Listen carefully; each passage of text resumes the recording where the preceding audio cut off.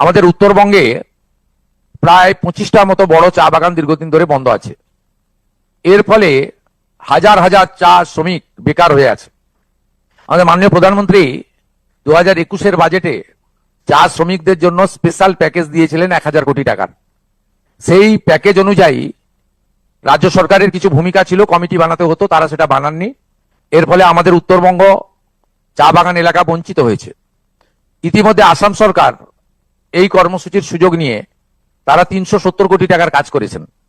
কিন্তু আমাদের গত সরকার বন্ধ চা বাগানের শ্রমিকদের প্রতি উদাসীন ছিলেন, যেহেতু তারা তাদের ভোট দিতেন না, তাই তারা এই সুযোগটা নেননি। আমরা টি বোর্ডের deputy chairman is mister Murugan সাহেবকে এখানে ডেকেছিলাম, তিনি এখানে আছেন।